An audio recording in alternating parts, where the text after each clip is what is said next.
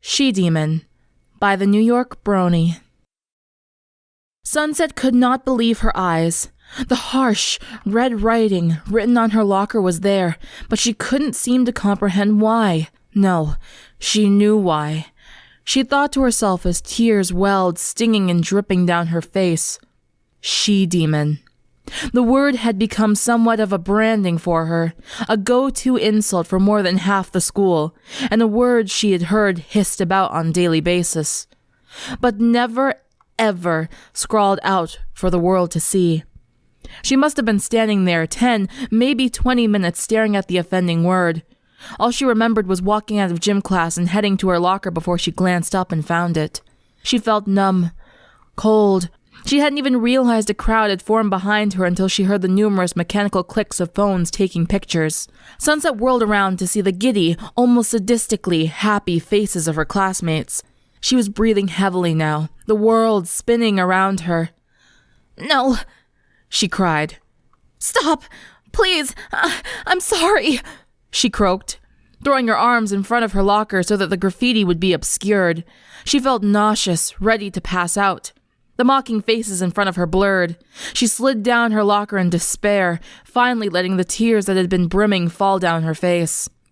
She felt someone grab her, and in the bleary world behind her tears, she could see the hand belonged to an alabaster young woman she had been bullying not so long ago. The hand pulled her to her feet, and at once she saw the other girls that she had started to get acquainted with gather around her. Pinky, Rainbow Dash, Applejack, and even Fluttershy stood around her, shielding her from the onslaught of her classmates. "Go on," Applejack commanded, her deep southern accent thick and threatening. "Get! There ain't nothing to see here." Rainbow empathized this with an intimidating step forward, which made the crowd quickly dissipate. Once both girls were sure that everyone was gone, they turned to their newly acquired friend and found her sobbing in the arms of Rarity while Fluttershy and Pinky rubbed her back. "Who would do such a thing?"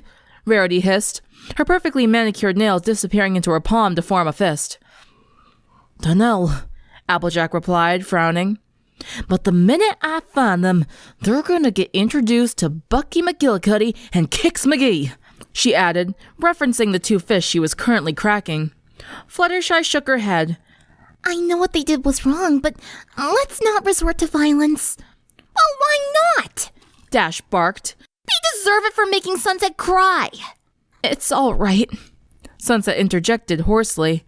"You guys don't have to do this." "What do you mean we don't have to?" Pinky asked. "We're your friends, and friends stick up for each other, no matter how much of a meanie they used to be." Sunset couldn't believe what she was hearing. These girls whose lives she made a living hell for the past 3 years were standing up for her and were ready to defend her honor. "We should go to Principal Celestia. Maybe she can go on the cameras and see who did it," Rainbow Dash said, frowning. "We can't just let something like this go." She wrapped her arms around Sunset and helped her down the hallway to the principal's office. Unfortunately, Celestia wasn't in her office due to a mystery meat situation that was happening in the cafeteria, but Luna was, and she was still willing to help, though she wasn't sure how. Her friends were unwilling to leave her, but Luna assured them that she could handle the situation until Celestia came back. The minute the door closed, Sunset couldn't hold back her tears. She was embarrassed to let herself cry in front of Vice Principal Luna, but she couldn't hold it in any longer. The strong face she put on for her friends was gone, and all that was left was her hurt. "Sunset Shimmer, your friends have told me what happened," Luna said, frowning. She didn't exactly know what to do in this situation. "Did they tell you I deserved it?" Sunset sobbed. "Because I feel like I do." "Why on earth would you deserve such a thing?" Luna asked. "Yes, you have done awful things in the past, but no one deserves to see their mistakes paraded in front of them." Sunset wiped the tears from her eyes. "Maybe I do. I didn't just make a mistake. I tried to control everyone against their will. I almost hurt Twilight and the other girls. I could have killed someone. I can't just let it go, regardless of what anyone says." Luna leaned against her desk and sighed. "I do see where you're coming from, Sunset Shimmer. But there are things that a simple apology won't fix. I would know. Sunset was confused at that. What do you mean by that? I mean that I too took a path that almost led to my own self-destruction of the people around me, Luna confessed. Though it wasn't as magically inclined as yours, I had lashed out enough to hurt my sister. She stared at a spot on the desk without saying a word after that. What happened? The former baddie asked, curious now. Luna looked off to the side. Celestia was born first. She was always good at everything. Our parents spent more time focusing on what I couldn't do compared to her than what I could. It was an awful time in my life. I hated my parents for ignoring me. I hated myself for being born second.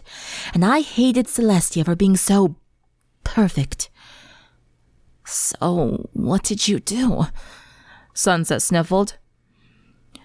I became so angry, so absorbed in my frustration, that I took it out on people around me. And before I knew it, I was alone.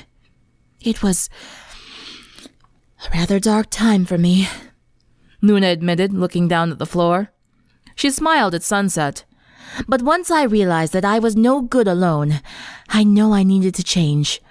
The first thing I did was let my parents know how I felt, and then I apologized to Celestia. But most importantly, I took a good, hard look at myself, and I asked myself, what made people hate me?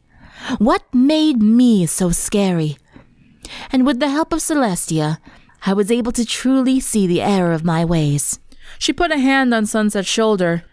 I'm not saying this is going to happen overnight, but the first step to try has already been taken.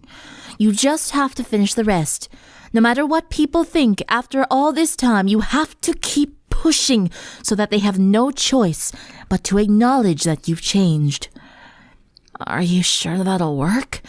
Sunset asked. I mean, look at what happened. I was already trying to clean up my act and they wrote that. Her lip trembled as the tears threatened to come back. Are you a she-demon? Luna asked her. What? Right here, right now, in front of me, are you a she-demon? Luna asked her again. Sunset looked about herself and sighed. No, I guess not. Then heed them no attention. You are on the right path now. That's all that matters, Luna told her. Now, do you still want to check the cameras for the culprit? Sunset shook her head. Nah, I think I'm better off not knowing. She thanked Luna for her kind words and walked down the hallway to her locker to find Trixie right in front of it, grumbling to herself as Rainbow Dash loomed over her. Beside her was a bucket, and in her other hand was a rag that she lackadaisically rubbed against Sunset's locker. Trixie still doesn't understand how you figured out it was her, she mumbled, sticking the rag into the soapy water and bringing it to the locker again. The offending word that made Sunset cry was nothing more than a bunch of blurred red streaks now. It wasn't hard considering you had red paint on your skirt, Applejack responded, her frown as deep as Rainbow's. Yeah, if you're going to be a jerk, at least be a smart one, Rainbow agreed, rolling her eyes. She kicked the bucket closer to Trixie and said, And I want this locker to shine, and it had better be done before sunset. What are you doing? Sunset picked up the rag from the soapy bucket and began to scrub her own locker, helping Trixie. She briefly smiled at the aforementioned girl before continuing her scrubbing. What on earth are you doing, darling? Trixie is the one who put that on your locker. She should be the one cleaning it up, Rarity exclaimed. Sunset turned to her. Sure, but I also understand where her anger is coming from. So we're both at fault here. Hence why I'm cleaning my locker too. The other girls were too astounded to speak, watching in awe as the two girls scrubbed Sunset's locker clean. When they were finished, Sunset stood up and began to walk to the bathroom to wash her hands when she felt a tap on her shoulder. Trixie would like to apologize for her actions. Trixie realizes that you were serious about this whole changing thing and she sort of supports you, Trixie said sheepishly. Before Sunset could respond, Trixie blurted, But Trixie will make sure to make fun of you to fit in. A smoke bomb exploded and Trixie was gone. Sunset smiled. That was all she needed. The end.